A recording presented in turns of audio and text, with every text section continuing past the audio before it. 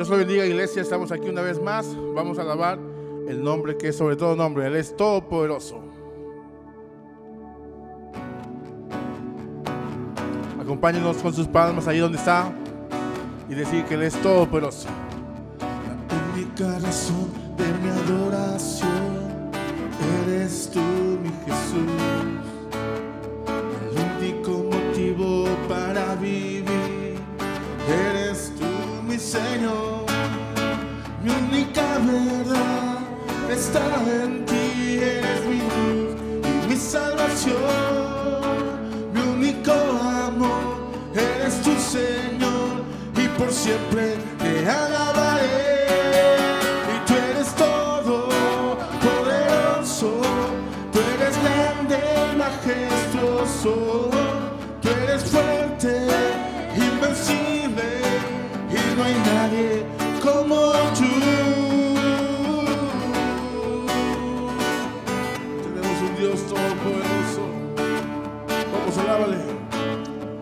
La única razón de mi adoración eres tú, mi Jesús. El único motivo para vivir eres tú, mi Señor. Mi única verdad está en ti, eres mi luz y mi salvación. Mi único amor eres tu Señor, y por siempre te alabaré. Y tú eres todo poderoso, eres grande y majestuoso, tú eres fuerte, invencible, y no hay nadie como tú. Una vez más. Y tú eres todo poderoso, eres grande y majestuoso, tú eres fuerte, invencible, y no hay nadie como tú. No hay nadie como tú, Señor. Tú eres todopoderoso. Y decimos: tú eres poderoso, tú eres poderoso. Una vez más. Tú eres poderoso, tú eres poderoso. Oh. Sí, Señor.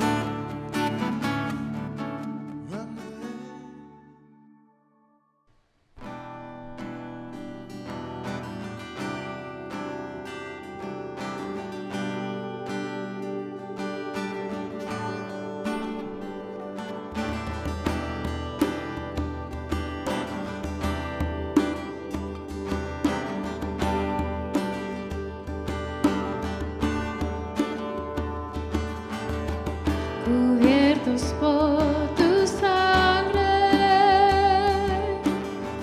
cubiertos por tu gracia, antes enemigos, ahora confiados, podemos entrar. Cubiertos por tu sangre, cubiertos por tu gracia, lo que era imposible, ahora completo, tu cuerpo está. Un solo sacrificio fue suficiente, el camino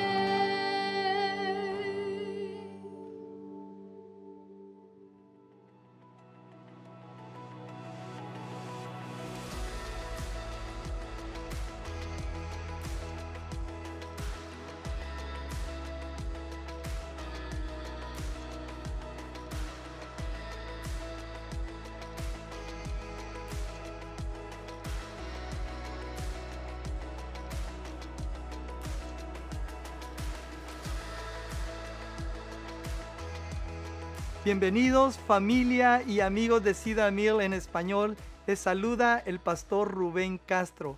Estoy muy contento de que usted esté con nosotros porque hoy damos inicio a una serie de mensajes que hemos llamado Las Señales de Jesús. Y para esta serie vamos a estar utilizando el Evangelio según San Juan. ¿Por qué? Porque desde el principio hasta el final de su narración, el apóstol Juan se ha propuesto demostrar que Jesucristo es Dios. En el primer capítulo, desde el primer versículo, Juan dice esto de Jesús. En el principio era el Verbo, y el Verbo estaba con Dios, y el Verbo era Dios. Luego, en el capítulo 20, versículos 30 y 31 dice: hizo además Jesús muchas otras señales, pero estas se han escrito para que creáis que Jesús es el Cristo, el Hijo de Dios, y para que creyendo tengáis vida en su nombre. Para probar dicho reclamo que Jesús es Dios, el Hijo de Dios, Juan eligió una descarga de pruebas y enumera 7 señales que Jesús hizo y que descartan toda probabilidad de solución desde el punto de vista del poder humano. Y aunque las señales de Jesús no se podían negar, grupos radicales e incrédulos como los fariseos se empeñaron todo el tiempo en desacreditar las señales que Jesús hacía entre el pueblo. Y estas mismas personas, cuando Jesús expulsaba demonios de las personas poseídas, pronto se hacían presentes para decir que Jesús, escuche bien, para decir que Jesús actuaba bajo el poder del maligno. ¿Se puede usted imaginar semejante herejía?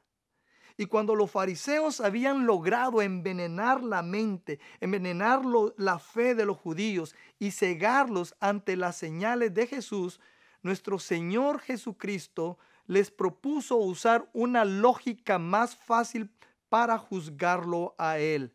Les dijo: si no hago las obras de mi Padre, no me creáis, mas si las hago, aunque no me creáis a mí, creed a las obras, para que conozcáis y creáis que el Padre está en mí y yo en el Padre.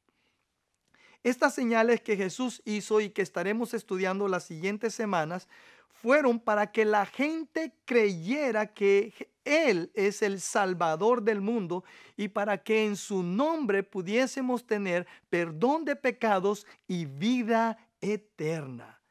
Así que con esto en mente, veamos la primera señal de nuestro Señor Jesús. Esta se encuentra en el capítulo 2 del Evangelio de Juan y vamos a leer los primeros 11 versículos. Dice: al tercer día se celebró una boda en Caná de Galilea y la madre de Jesús se encontraba allí. También habían sido invitados a la boda Jesús y sus discípulos. Cuando el vino se acabó, la madre de Jesús le dijo: ya no tienen vino. Mujer, ¿eso qué tiene que ver conmigo?, respondió Jesús. Todavía no ha llegado mi hora. Su madre dijo a los sirvientes: hagan lo que él les ordene. Habían ahí 6 tinajas de piedra de las que se usan o de las que usan los judíos en sus ceremonias de purificación. En cada una cabían unos 100 litros. Jesús dijo a los sirvientes: llenen de agua las tinajas, y los sirvientes la llenaron hasta el borde. Ahora, saquen un poco y llévenlo al encargado del banquete, les dijo Jesús. Así lo hicieron. El encargado del banquete probó el agua convertida en vino sin saber de a dónde había salido. Pero escucha bien, aunque sí lo sabían los sirvientes que habían sacado el agua. Entonces llamó aparte al novio y le dijo: todos sirven primero el mejor vino, y cuando los invitados ya han bebido mucho, entonces sirven el más barato. Pero tú has guardado el mejor vino hasta ahora. Esta, la primera de sus señales, la hizo Jesús en Caná de Galilea. Así reveló su gloria y sus discípulos creyeron en él. Este es el contexto. Este es el día después de que Jesús llama a sus primeros discípulos. Y literalmente Jesús acaba de comenzar su ministerio público. Él, sus discípulos e incluso su madre y sus hermanos son invitados a una boda. Las bodas en la tradición judía duraban una semana entera y se esperaba que el novio, como el anfitrión, proporcionara suficiente comida y vino para todos durante toda la celebración. Y si usted ha sido parte de la planeación de una boda, ya sea la suya o la de un ser querido, sabe cuánto trabajo lleva planear y ejecutar una boda que dura solo un día. Imagínese una que dura 7 días, así como esta. No puedo imaginar cuánto trabajo de planeación se llevó a cabo para esta boda en Caná. Y quizás el novio tampoco sabía, porque se encontraron con un gran problema. Se quedaron sin vino. Lo que básicamente tenemos aquí es un ejemplo de cálculo que salió mal. El vino se acabó cuando estaba en pleno auge la celebración. Y esto equivalía a una violación importante de la etiqueta social. En el tiempo de Jesús, quedarse sin vino en medio de una celebración de boda se consideraba un error social, un no definitivo. Y el anfitrión sería el blanco, y no solo él, su esposa y toda su familia, sería el blanco de bromas en los años venideros. E incluso alguien de la comunidad podía demandarlo. Podemos estar seguros entonces, al leer esta historia, que esta situación embarazosa perseguiría al novio en los años posteriores, a menos que se haga algo para solucionarlo.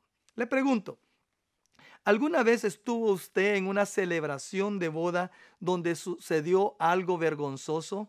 ¿Algo que hizo verse mal a aquellos que planearon esa recepción? Eso es lo que está sucediendo aquí en nuestra historia. Se terminó el vino en plena celebración.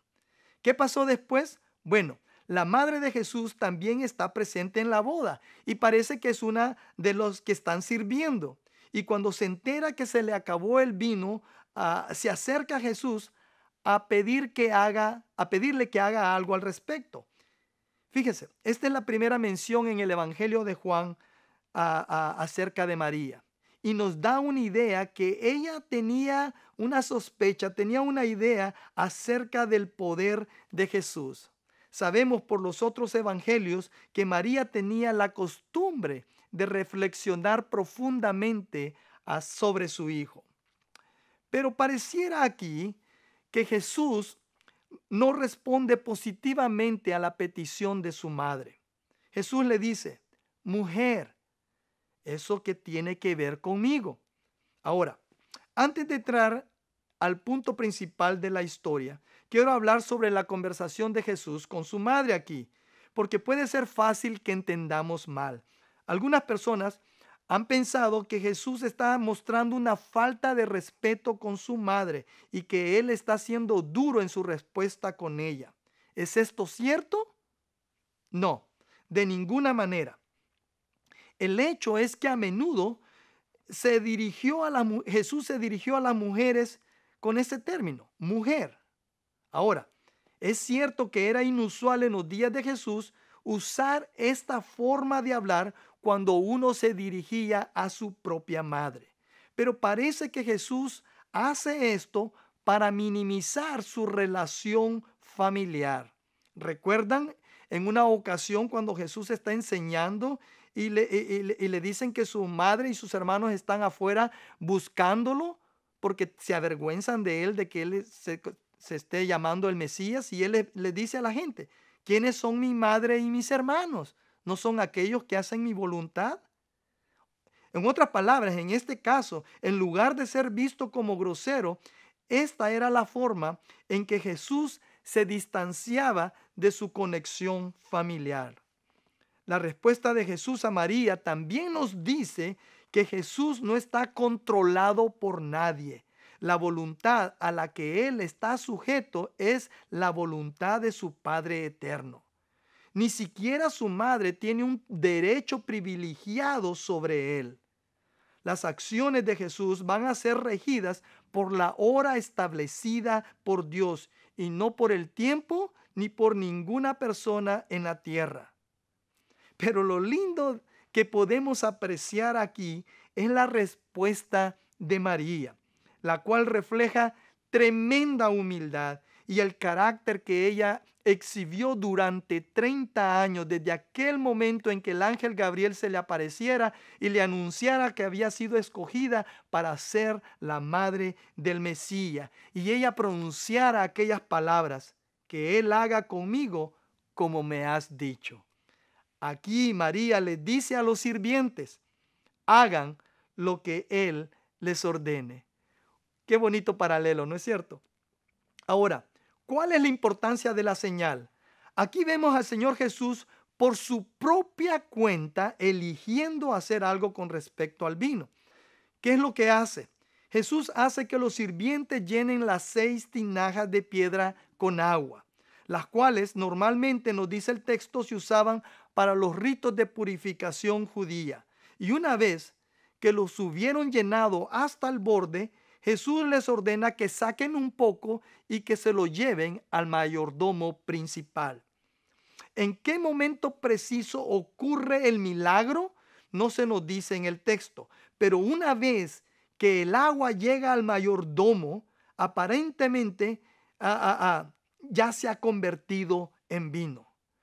Aparentemente el mayordomo, ignorante de lo que ha sucedido, manda a llamar al novio y lo felicita por guardar el mejor vino para esa hora de la celebración de la boda. Ahora, fíjese bien, los sirvientes parecen saber muy bien lo que ha sucedido, pero el texto nos dice que solo los discípulos ponen su fe en Jesús como resultado del milagro. Una vez escuché una historia sobre un borracho que se convirtió en cristiano y sus amigos lo molestaban mucho y le decían: ¿cómo es posible que tú puedas creer todas esas tonterías de los milagros en la Biblia? ¿Acaso realmente crees que Jesús cambió el agua en vino?, le preguntaron. Claro que sí, contestó el hombre, porque en nuestra casa Jesús cambió el tequila por muebles. Qué hermoso, ¿no? Le pregunto, ¿alguna vez usted le ha pedido a Dios que le muestre una señal? Tal vez usted le dijo: Señor, dame una señal, Padre Santo. Quizás usted pensó cuando dijo eso: si tan solo Dios me mostrara algún tipo de señal milagrosa, me resultaría más fácil creer, ya no dudaría más, mi fe sería más fuerte. Wow. Hermanos, amigos, yo mismo he dicho eso, yo mismo he pensado eso. Tal vez es un momento de debilidad la nuestra y solo queremos confirmar su verdad y su existencia de una manera poderosa. Aquí, en nuestra historia, solo los discípulos creyeron en Jesús debido a esta señal de convertir el agua en vino. Los sirvientes también fueron testigos de esto, pero el texto dice que ellos no creyeron. ¿Eran indiferentes? ¿Estaban confusos? ¿Asombrados, pero aún incrédulos? El mayordomo ni siquiera parece haberse dado cuenta de la procedencia milagrosa del vino nuevo. O si lo hizo, lo ignoró completamente y no permitió que el milagro cambiara su vida, así como lo hicieran los discípulos ante tal extraordinario milagro. Mi punto aquí es que hubo más de una respuesta a la señal que realizó Jesús, y solo los discípulos se describen como creyentes en Jesús como resultado. Esto me dice por lo menos 2 cosas. Póngame atención. Primero, el simple hecho de estar en presencia de un milagro no significa que notaré algo milagroso. Póngase a pensar cuántas cosas alrededor suya literalmente son un milagro de Dios para usted y usted ni siquiera se da cuenta. Número 2, Incluso si eres testigo de un milagro, esto no significa que responderás de la manera que Dios espera. Y eso es más triste aún. Ahora, ¿cuál es el significado de la señal? Los milagros, hermanos, amigos, en sí mismos no son significativos. El deseo de Dios no es impresionar, no es de asombrar, no es de sorprender o peor aún, entretenernos. Ahora, sabemos muy bien que las señales apuntan a algo, ¿verdad? Las señales están ahí para apuntar a algo, dirigen nuestra atención a algo. En este caso, a una persona. Me gusta cómo el apóstol Juan llama a los milagros de Jesús señales, porque realmente estas señales están apuntando, dirigiendo nuestra atención a Jesús y a su procedencia divina. Por lo tanto, nuestra pregunta es esta: si la conversión del agua en vino es una señal, ¿cuál es su significado? ¿A dónde está dirigiendo nuestra atención? En primer lugar, Jesús está creando algo nuevo. Observe en primer lugar las tinajas de piedra. Estos frascos, nos dicen, normalmente se usaban para rituales de purificación. O sea, eran parte de la religión judía. Y vemos que están vacíos probablemente porque todo el agua ha sido usada por todos los invitados para lavarse las manos antes de comer, para así cumplir con el ritual o la ley judía. El judaísmo en los días de Jesús, al menos a los niveles o al nivel de liderazgo, era corrupto y estaba en bancarrota, vacío. Y al llenar estos frascos con vino nuevo, se nos dice esto, que Jesús está creando algo nuevo en medio del judaísmo. A eso vino Jesús. Jesús vino a hacer las cosas nuevas. Jesús vino a hacerte a ti una persona nueva. El apóstol Pablo dijo en 2 Corintios 5:17, de modo que si alguno está en Cristo, nueva criatura es. Las cosas viejas pasaron. He aquí, todas son hechas nuevas. Jesús, esta señal nos está dirigiendo a que Jesús está creando algo nuevo. Número 2, Jesús está mostrando la gracia de Dios. Otra cosa que se nos dice aquí es que las tinajas se llenaron hasta el borde. Cada una de estas tinajas podía contener entre 20 a 30 galones de agua. Y se nos dice que eran 6 tinajas. Si ocupamos la cantidad mayor, son 6 por 30 igual 180 galones. ¿Qué boda tiene 180 galones? 180 galones de agua que Jesús convirtió en vino. Amados, todos estos detalles nos señalan la extravagancia del milagro que está por suceder. A través de esta señal vemos la superabundancia de bendiciones disponibles de parte de Dios para ti y para mí a través de su Hijo Jesucristo. A través de Él, leemos en Juan 1:16, hemos recibido gracia sobre gracia. Qué lindo, ¿no? Número 3, Jesús está señalando su gloria como Hijo de Dios. Nuestra historia dice explícitamente que a través de esta señal, Jesús reveló su gloria. En el capítulo 1, versículo 14, nos dice que la gloria de Jesús corresponde al Hijo unigénito del Padre.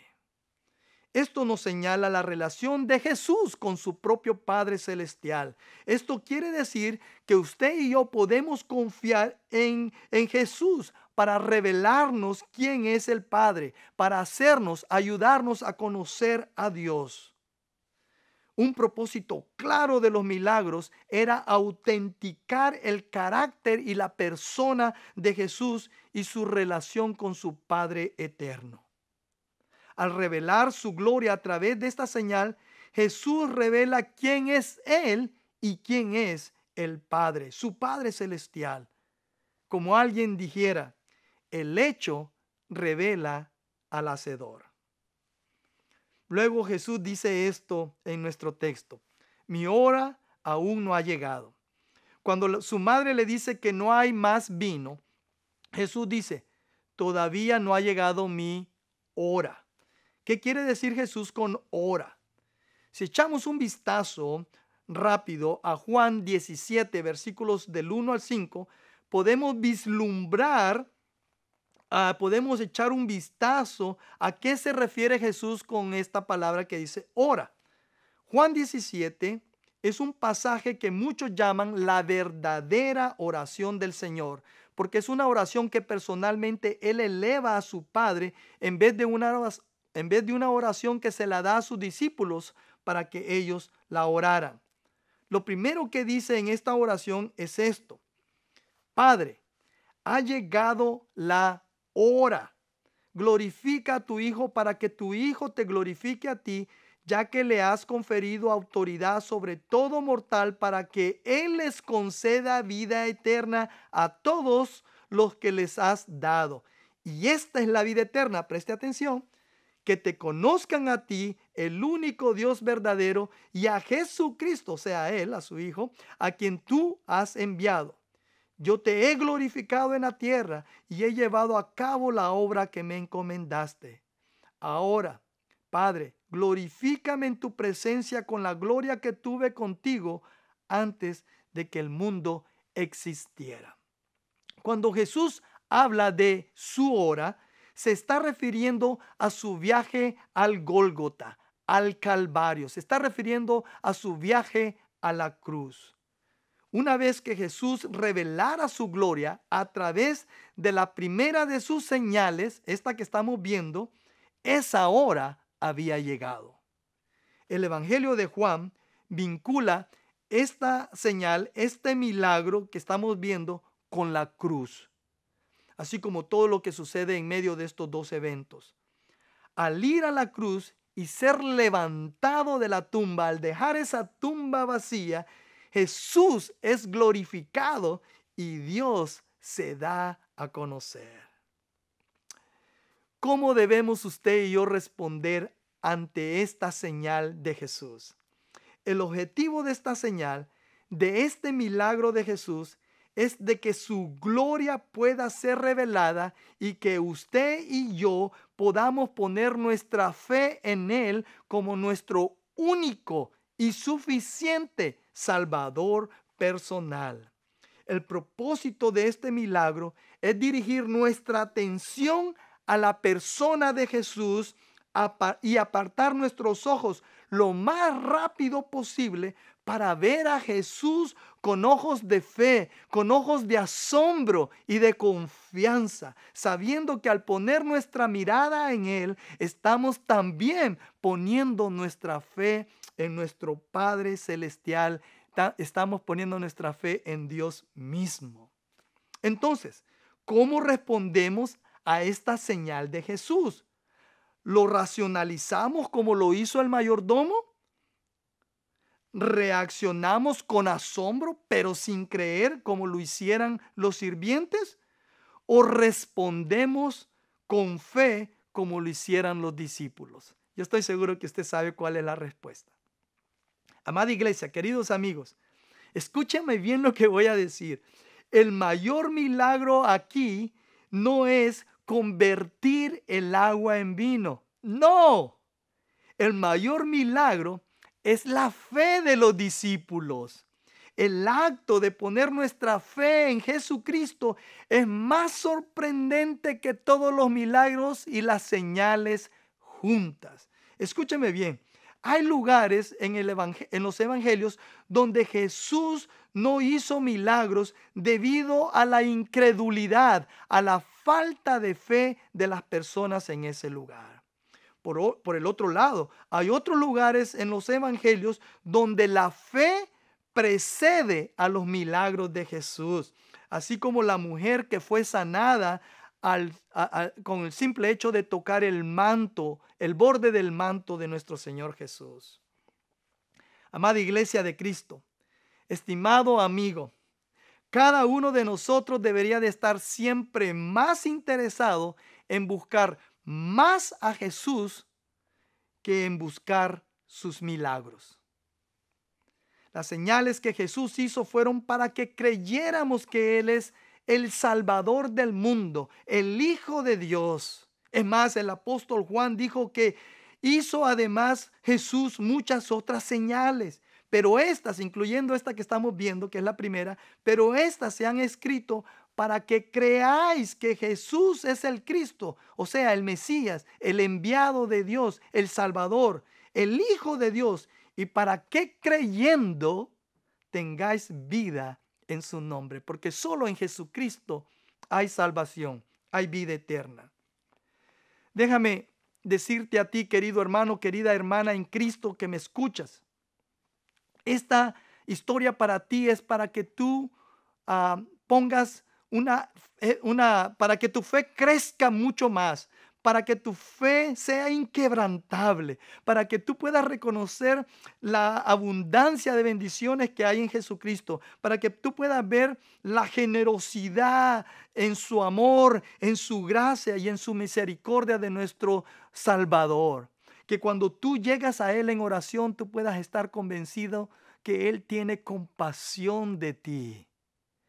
Pero si tú me estás escuchando y tú no eres aún un cristiano, un hijo de Dios, ¿y cómo sabes eso? Bueno, te digo, si tú no sabes si al morir tú vas a ir al cielo con toda seguridad, lo más seguro es que todavía no le has entregado tu vida a Jesús.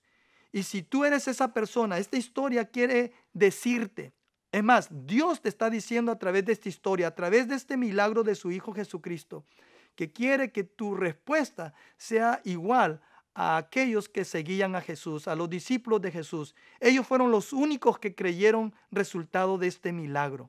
Ahora, eso es lo que Dios quiere para ti, que tú pongas tu fe en Jesucristo.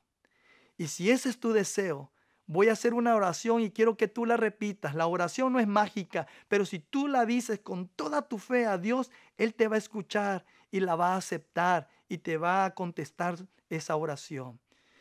Si tú quieres recibir a Cristo, cierra tus ojos, inclina tu rostro para que no te distraigas y repite conmigo esta oración. Dile: Señor Jesús, gracias por venir y morir por mí. Te pido perdón por mis pecados. Sé que he vivido lejos de tu voluntad. Me arrepiento, Señor Jesús. Hoy te pido que tú me des la seguridad del perdón de mis pecados. Este día entrego mi vida a ti y te prometo por fe que te seguiré el resto de mi vida. Señor Jesús, dame la seguridad de la vida eterna. Quiero estar seguro que cuando muera, cuando abra mis ojos, vean tu rostro, Señor. Gracias, Señor Jesús. Amén. Si tú hiciste esta oración, querido amigo, querida hermana, ahora tú eres mi hermano, mi hermana en Cristo. Bienvenido a la familia de Dios. La Biblia dice: mas a todos los que le recibieron, eso es lo que tú acabas de hacer, mas a todos los que le recibieron, a los que creen en su nombre, les dio la potestad, o sea, el derecho de ser llamados hijos de Dios. Ahora tú eres mi hermano, mi hermana en Cristo. Gracias por estar conmigo este día. Los bendigo en el nombre de Jesucristo. Hasta el próximo domingo.